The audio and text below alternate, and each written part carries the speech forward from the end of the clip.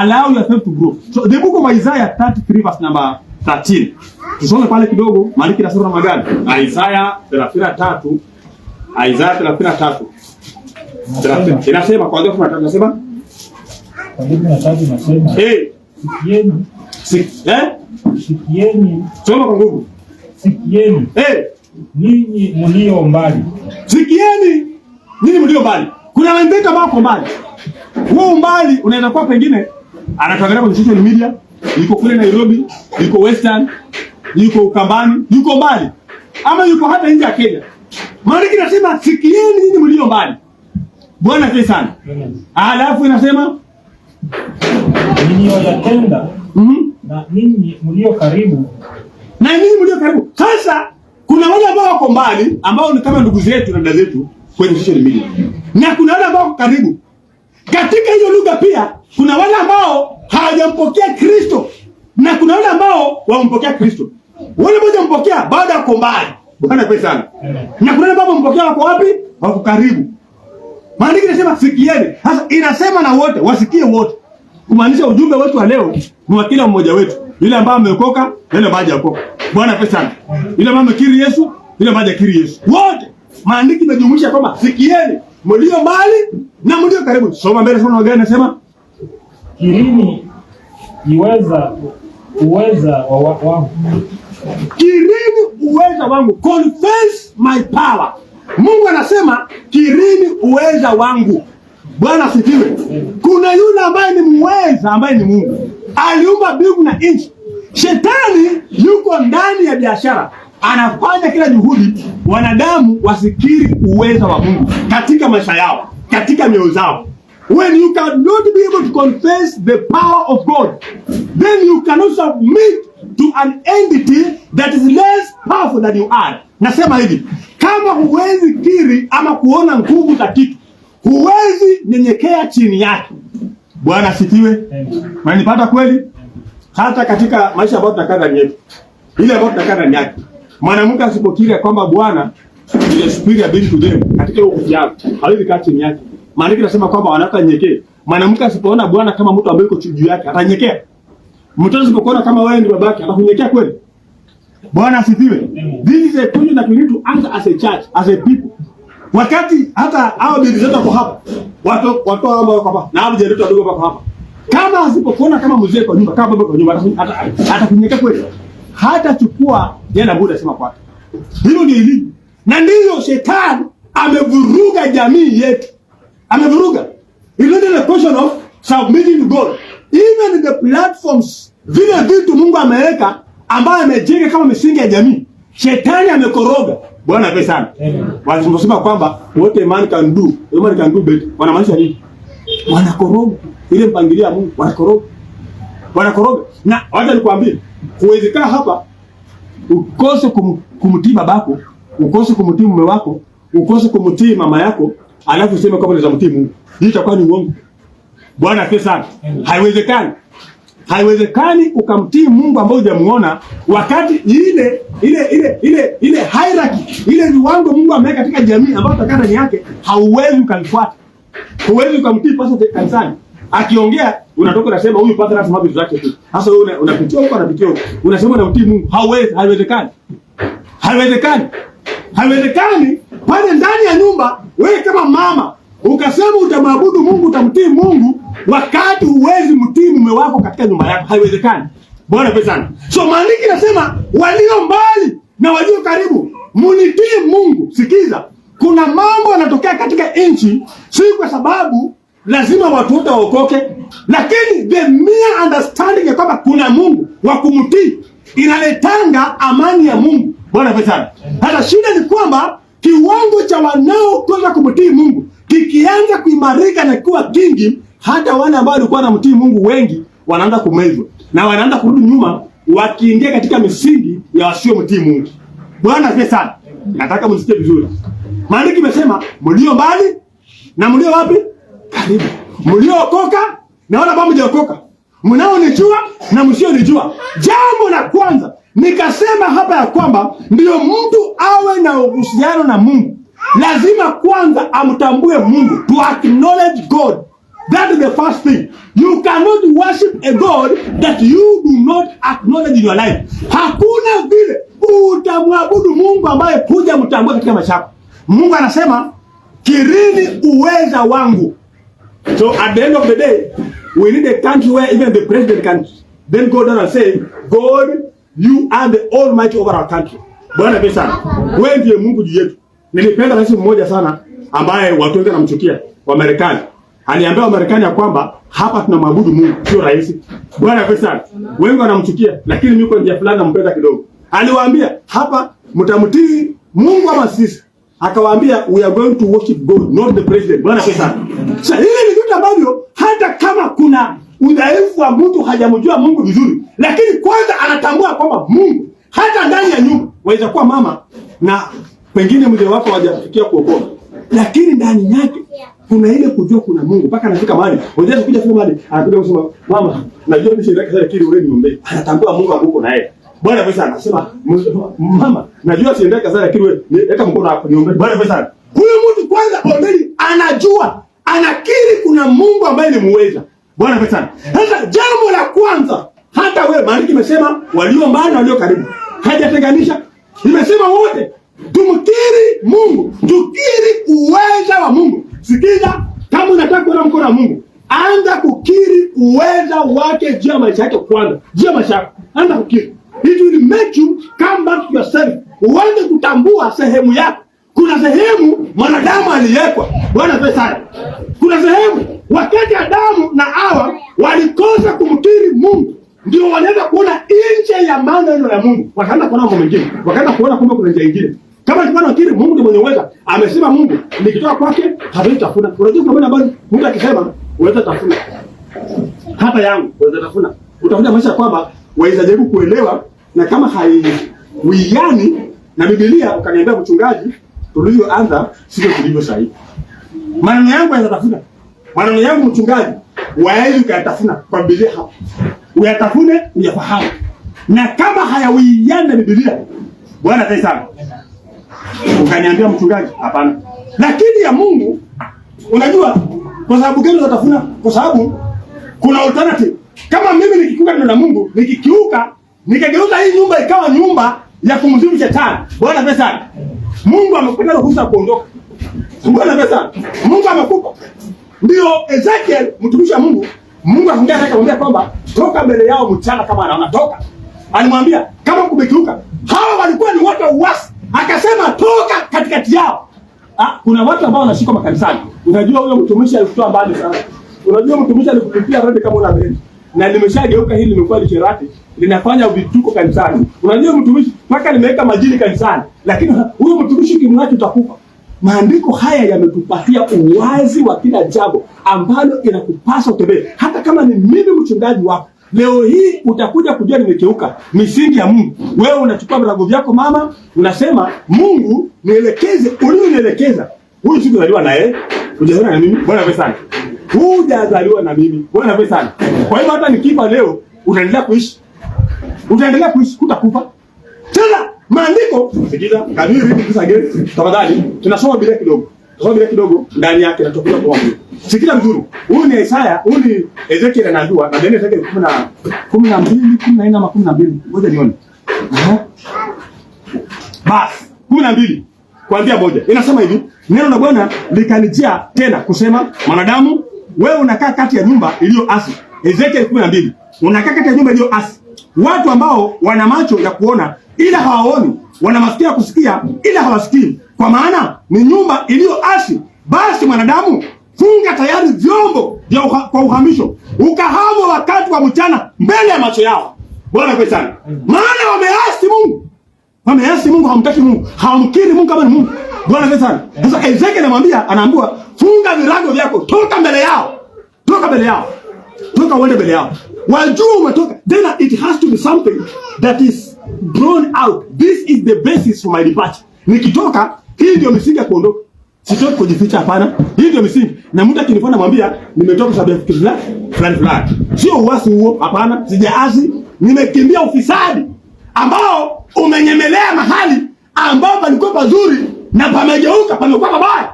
imegeuka mahali palikuwa baraka, imekuwa laana. Ukiingia badala uwe barikiwa, unakuwa umelaaniwa. Sasa Mungu anasema ya kwamba wote wamkiri uweza wake. Wakiri Mungu uweza wake. Wapendwa, in anything that you are doing today, you must begin by acknowledging the power of God. He is called the Almighty. Mungu mwenyezi, yani yeye ni juu ya yote, the Almighty. Bwana pesa sana.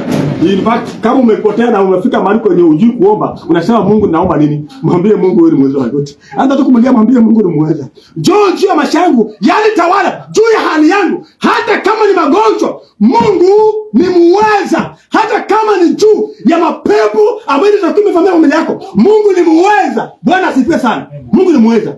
Sasa unakaa tu unasema Mungu, wewe ni muweza. Nikitafakari nguvu zako ulizookoa wana wa Israeli, wakati mwingine Mungu ulivyotoa chini, ningekuwa nimesahaulika. Pengine unakaa wewe ni kushuhuda. Umekaa pale kanisa unaangalia kule umetoka, kule nyumba yenu ilikuwa. Pengine mlikuwa umeshikwa katika misingi ambayo uchochole na ufukara ambao hata chakula hamungekula, hata mavazi hamungevaa. Na leo umekaa mahali weza baka nguo ukaonekana umeng'ara. Unasema Mungu nikifikiria uweza wako. Mungu nakiri uweza wako. Hata kama mtu kama huyo hajafikia kumaarifa ya Kristo, huyo mtu zile nguvu za kukiri zinaanza kumvuta tayari, zinamvuta zikimtoa. Hata kama alikuwa zinamtoa. Bwana asifiwe sana.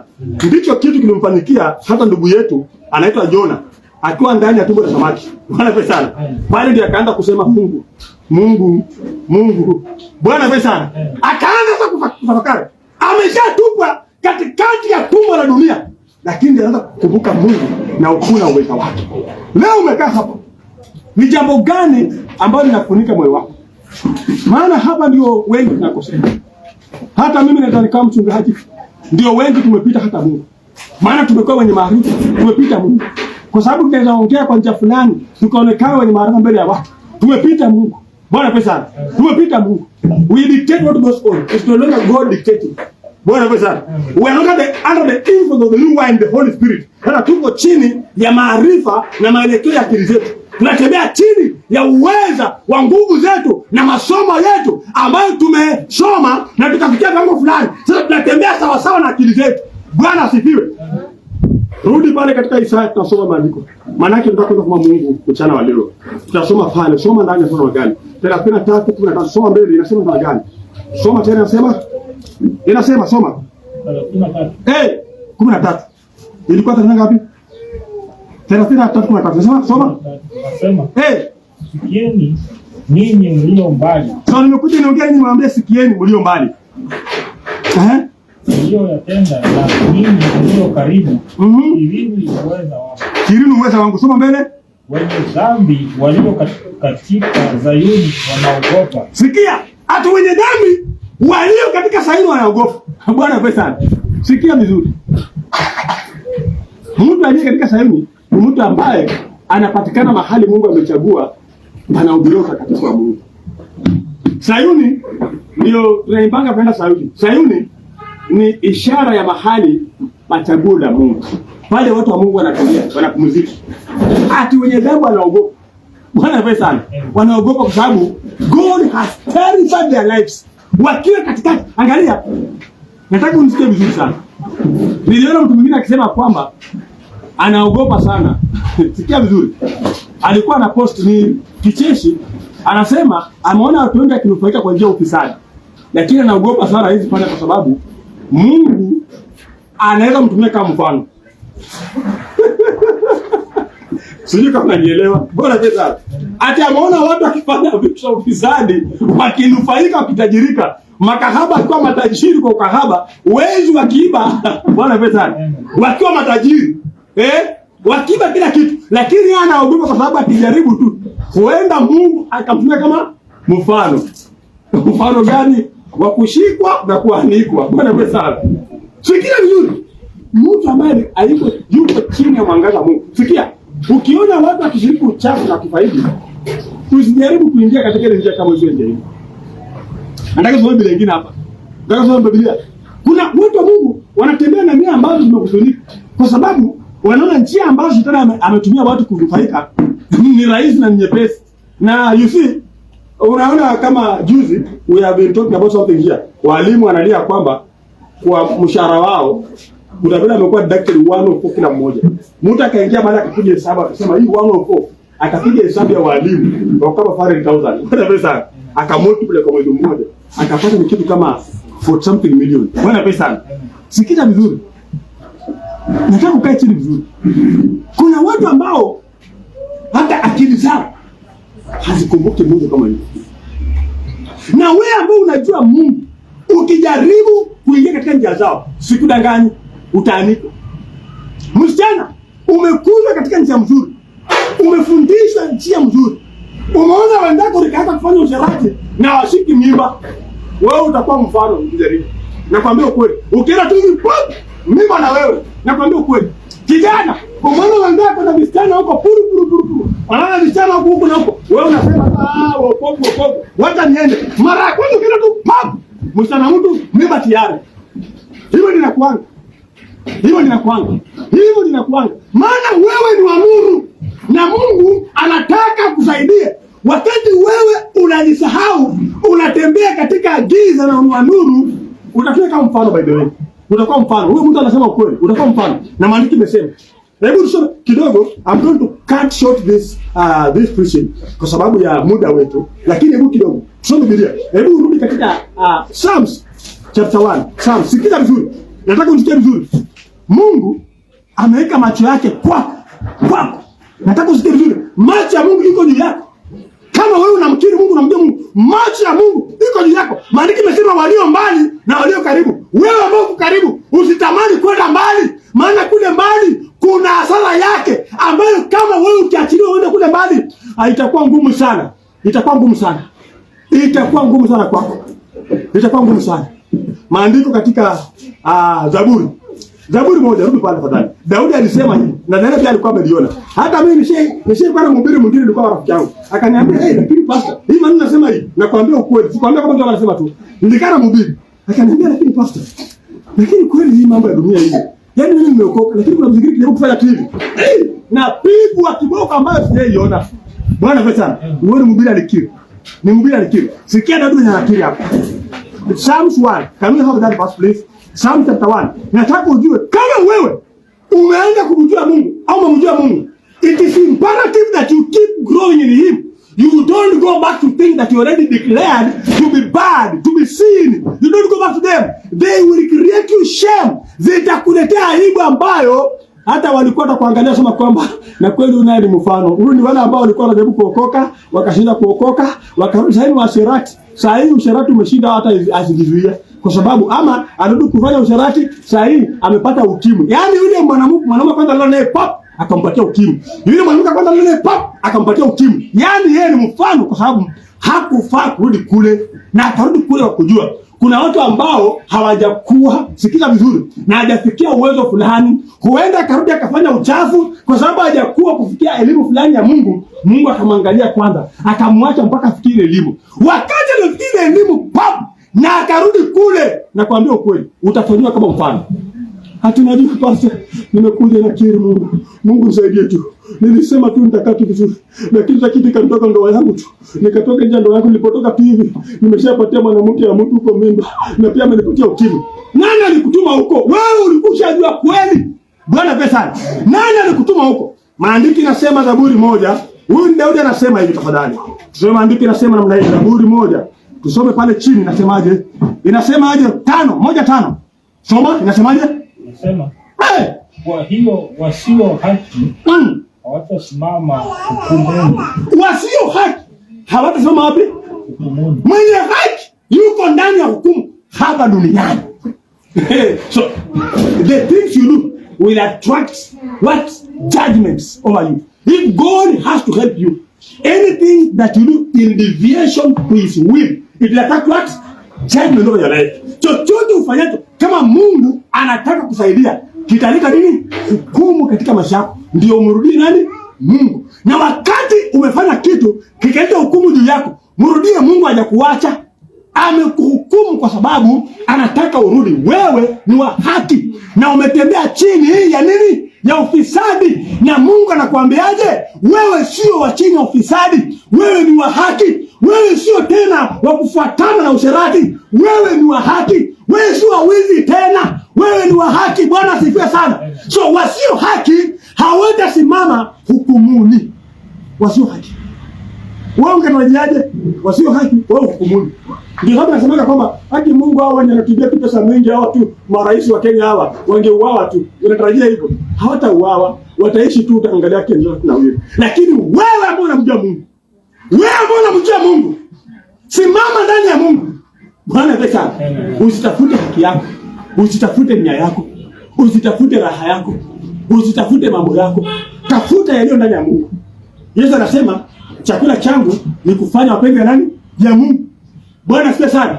Wasichana wadogo, vijana wadogo ambao tuko hapa, Bwana asifiwe sana, na wazee na ndugu zangu na wakina mama na dada zangu, nataka niwaambie Yesu anasema chakula changu ni kufanya mapenzi ama nia ya Mungu. Bwana asifiwe sana.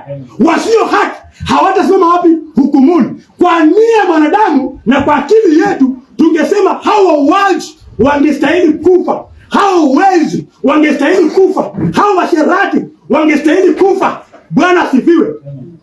Watakufanya kitu ambacho hata dhamiri yao imekufa, kwa hiyo hawajui. Mungu anapatia nafasi. Ndio kama kisikia injili kama hii, warudi nyuma, watubu, wamrudie Mungu. Bwana pesa. Ndio Mungu anatafuta mioyo zao. Kupitia mahubiri anatafuta mioyo zao ili warudi. Sikiza. Mungu ni uwezo.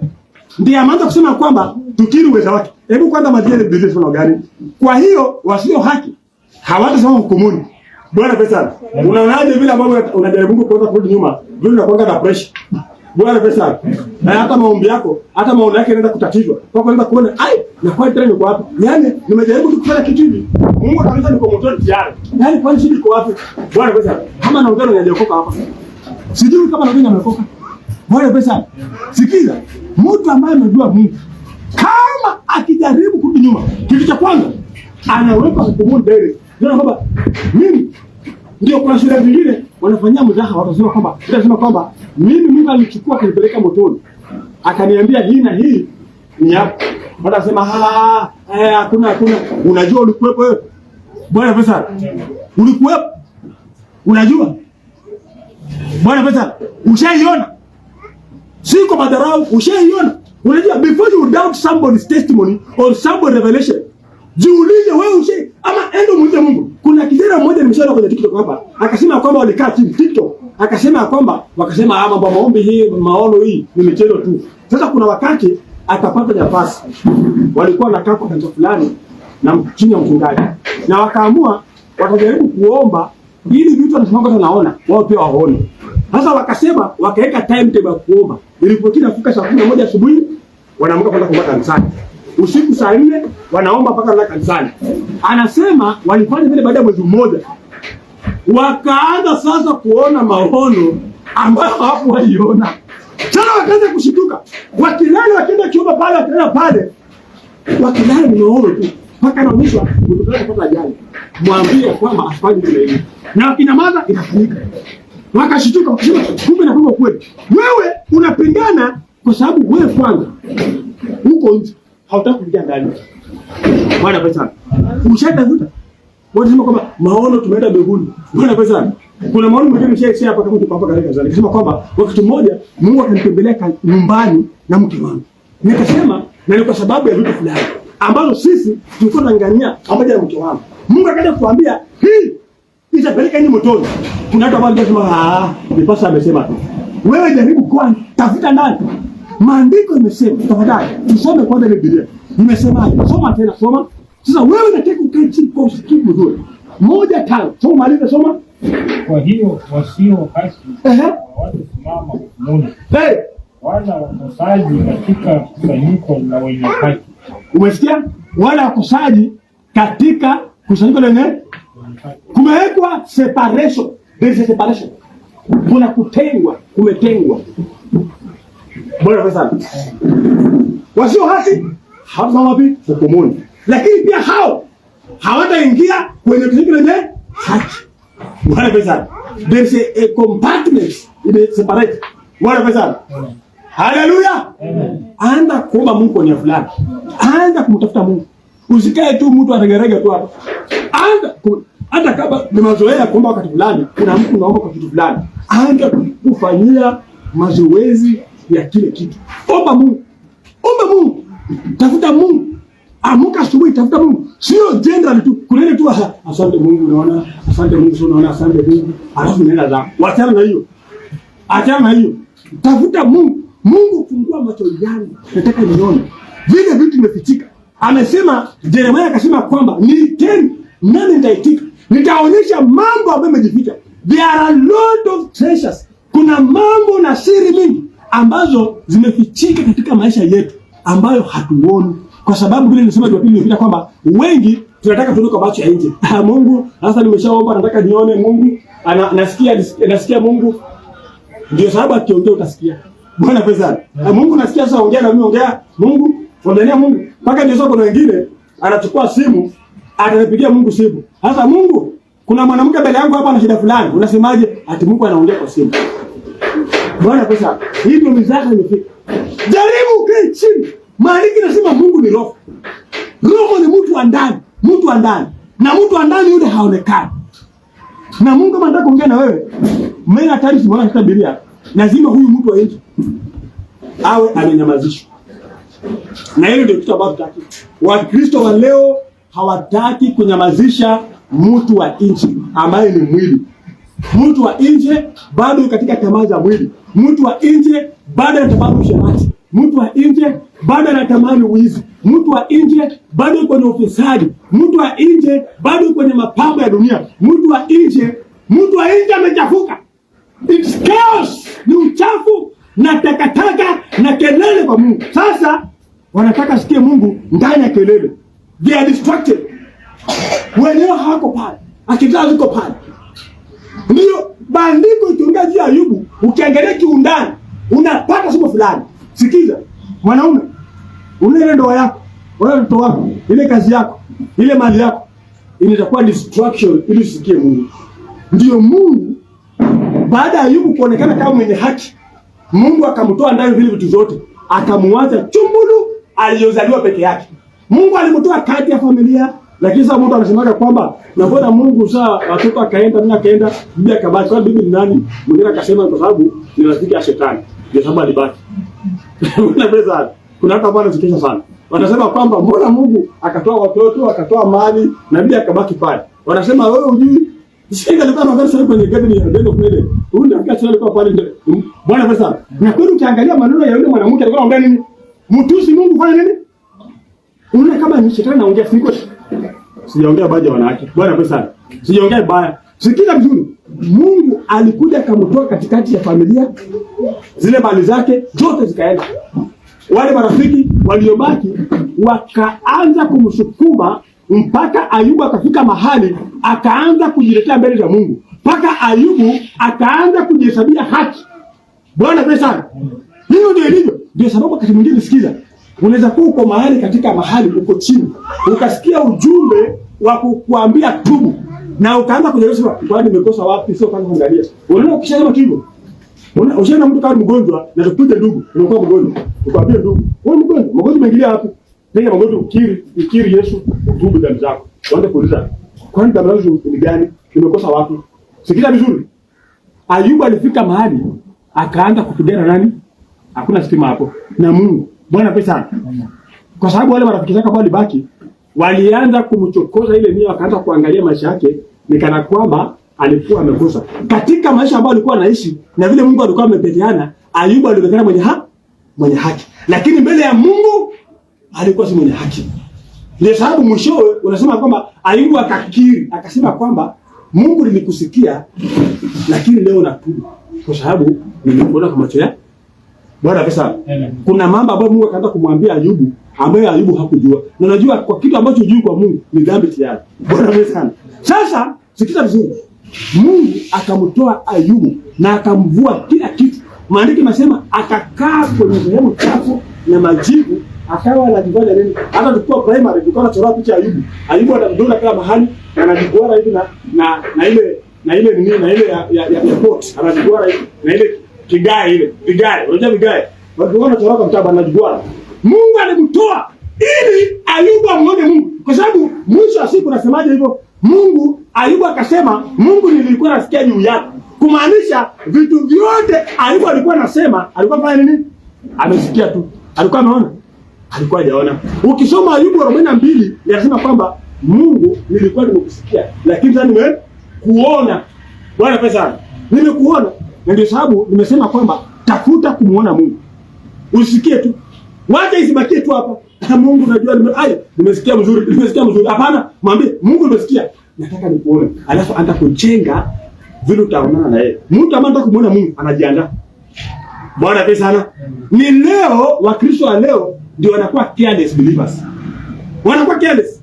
Ila alivyo tu, jinsi nilivyo nipokee, jinsi nilivyo. Hivi alivyo anataka aende. Andaa moyo wako, ingie katika maombi ya kutafuta Mungu kwa njia fulani, ya kuandaa ili pawe na wapatano na Mungu. Hata kama nikuja kanisani kila Friday jioni useme Mungu, nimeweka kwamba nitakuja ili ninene na wewe na Mungu, nataka ninene na wewe. Ni mtu ambaye amejiandaa. Anaangalia moyo wake vile unakaa. Hakuja amwambie tu, mmejini nilivyo nipokea, hapana. Bwana pesa. Haleluya. Bwana sifiwe. Nataka usikie vizuri. Sasa Daudi anasema kwamba wenye haki, waovu hawatahukumiwa pamoja na wenye haki. Wenye haki, Bwana pesa, wametengwa. Wenye haki hukumu yao iko. Ndio Paulo pia anasema kwamba we judge one another while we are still here.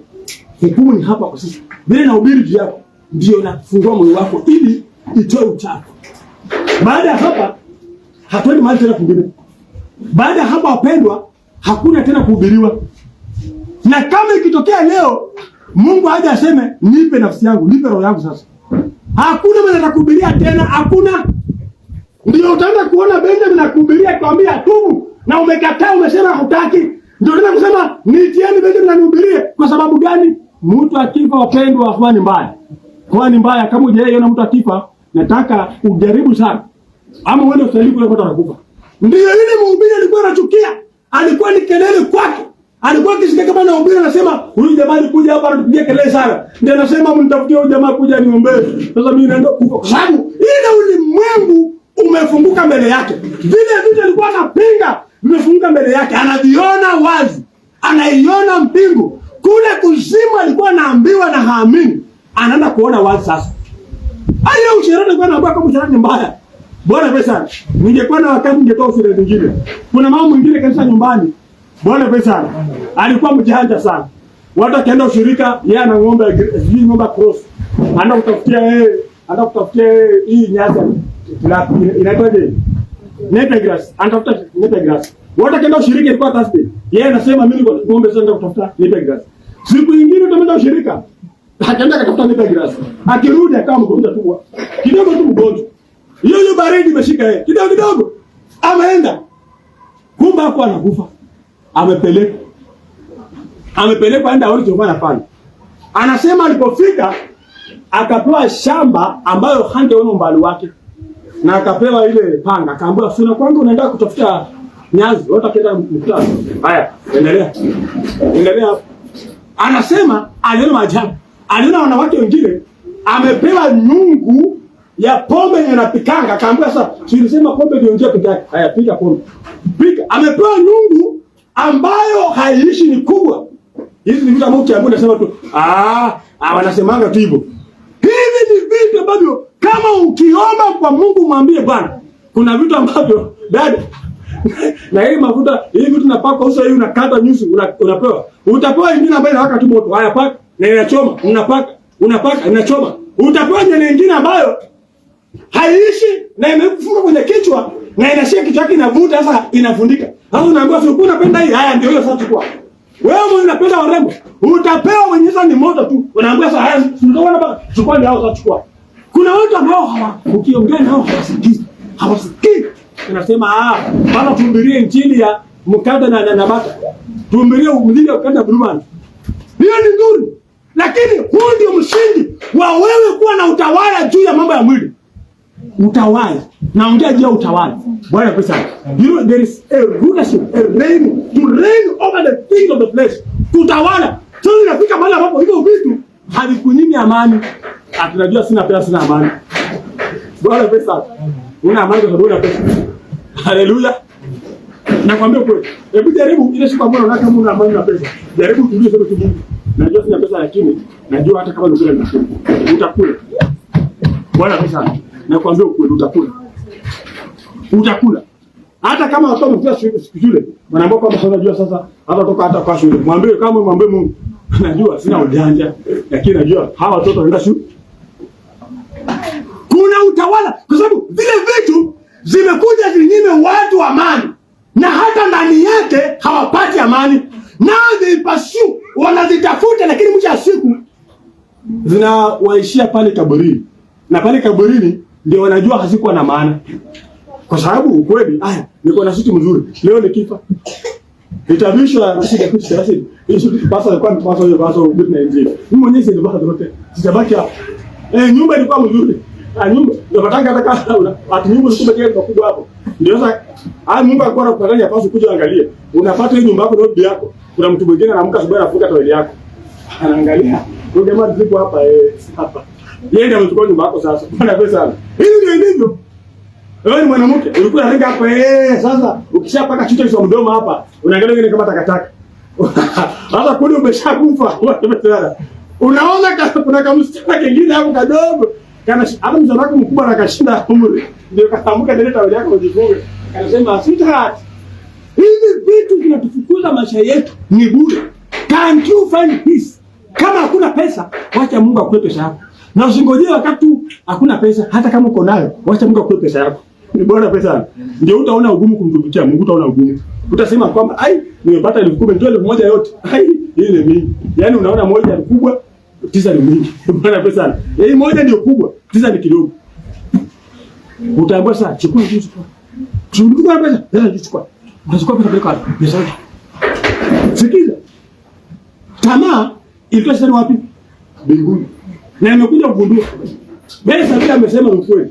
Pesa haitoshi. Ukweli. Na mwenye anataka vingi hata tosheka. Bwana asifiwe. Tunamalizia. Mwenye anataka mingi hata tosheka. Lakini mwenye anataka Yesu atatosheka. Ile maandiko ya Isaya 3 tumachia kwa njia. Mwenye anataka vingi hata tosheka. Mwenye anataka Yesu atatosheka. Bwana pesa. Yes, I'm telling the truth. People are pursuing after many things. I want to be handsome. Okay, fine. Pursue after it. Let's see if you can achieve it.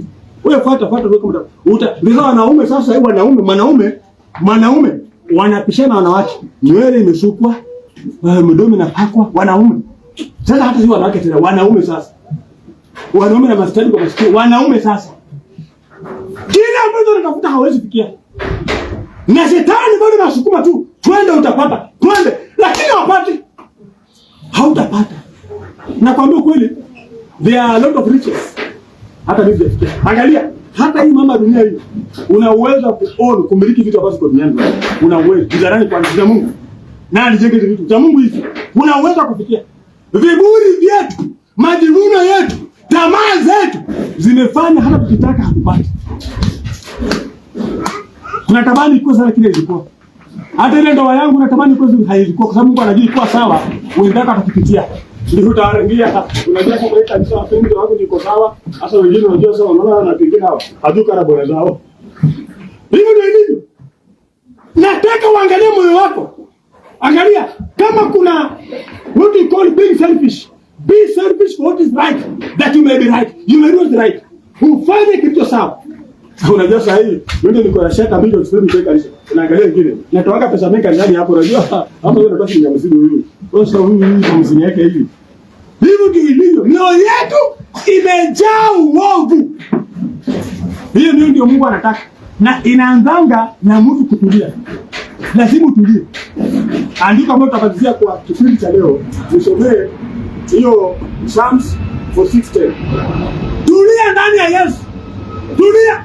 Mambo kama haendi, jua umetumia akili zako. Mwambie Bwana, na nianza kwa akili zangu. Bwana, hapa nilipofika nimeacha. Huyu mke wangu angekuwa hapa leo. Angekuwa hapa leo kuja hapa atakuja. Angekuwa hapa kama wani hivi. Kwa pesa. Niambia Unajua anatafutanga anaambiwa, "Sasa unaenda nyumbani lini?" Anaanza kusema, "Mara sina pesa." Namwambia, "Wewe una pesa?" "Hapana." "Uko na pesa?" "Wewe unataka kuja mtaki kuja." Naambia, "Unataka kuja." "Haya, pesa iko tena mbakuja." "Hiyo pesa acha nani? Acha Mungu." Kwa hapo angekuwa anashuhudia kila siku akija hapa anashuhudia. Kwa sababu kila wakati akija tuna struggle. Sema, "Sasa unajua mambo na off lakini sasa sina pesa." Namwambia, "Una off, unataka kuja mtaki kuja." "Nataka kuja." "Haya, ya pesa acha nani? Achia Mungu." Achia Mungu. Nakwambia ukweli. Bwana pesa hangekuwa hapa kwa sababu tunaya kila siku struggle hapa. 2500 kwenda kurudi ingekuwa si rahisi. She is not wasting. She has a family. Sana mwambia wewe mambo ya pesa achia nani? Achia Mungu. So amekwambia uende nyumbani achia Mungu mambo ya pesa. Hiyo si yako. Na kweli ikifika ampata fedha kule tayari. Achia Mungu, sikia. Nataka uachie Mungu. Wacha kusumbukana. Wacha kutafuta urembo. Wacha kutafuta dini. Wacha kutafuta wewe fanya bidii kwa mtu unafanya. You do what God has allowed you. The skills God has given you, use them as you can. But achia Mungu ile nafasi nyingine. Mwachie Mungu. Trust God. Bwana pesa. Mwachie Mungu. Mwachie Mungu. Hakuna kitu utashindana nacho ushinde. Kama Mungu yuko ndani yake, hutashinda. Ni kama utakuwa unapigana ukuta. Unapiga ngumi. Ikupiga unaumia wewe na ukuta unakuangalia. Achia Mungu. Mwambie Mungu, yule bwana yangu ambaye anasumbua mimi. Mungu, ninaweka yeye mkononi mwako. Mungu, wokovu wako ambao uliokuwa nao, umuokoe. Sipigani na yeye, sifuatane na yeye. Aende akitaka kurudi arudi. Achia Mungu. Omba Mungu juu yake. Mwambie Mungu, nimeacha hii miburi ambayo iko ndani yake mimi mshika ambayo inafanya nia kama si kitu. Kuna mama ambaye anavumilia kwa nyumba, wanaume wanavumilia kwa nyumba. Anakaa tu pale anasema tu nakaa tu kwa sababu, lakini sasa hii nyumba yangu ilishafika motoni. Hapa naishi motoni. Haizi niwa kisha kinua TV, pa! Alipigwa tayari. Akinua TV, pa! Wewe ni mjinga na mali kama wenzako. Kinua TV, pa! Ungetafuta kazi nyingine pia. Usiongea mbele ya watu. Hivyo ndio ilivyo kwa nyumba za watu. Hivyo ndio ilivyo. Achia, mwambie Mungu sasa, Mungu unajua nishaona chef divorce. Mungu, viburi na vitu vigumu, neno talaka ambazo zinainuka ndani ya nyumba yangu. Mungu nimekuachia wewe sasa. Mungu, kwa neno lako umesema wameshindwa na hawataniweza. Watatipigana nami na hawatanishinda. Mungu hawatanishinda. Achia Mungu. Bwana pesa. Wokovu unamaliza kuachia Mungu. Hebu soma 46:10. Nasema acheni. Acheni. Mjue ya kuwa mimi ni Mungu. Maandiko imesema acheni. Ukisoma kile Mungu kwamba tulieni. One that has to see God must relax because he did it for us. Alifanya. Msalabani. Tulia kwa sababu alifanya. Alinunua kwa damu yake ili tukombolewe. Tulia baba. Tulia. Hatimaye unajua hakuna. Tulia kwa sababu Mungu alifanya. Wewe fanya bidii unayofanya katika mambo yako, katika mambo ambayo unajifundisha.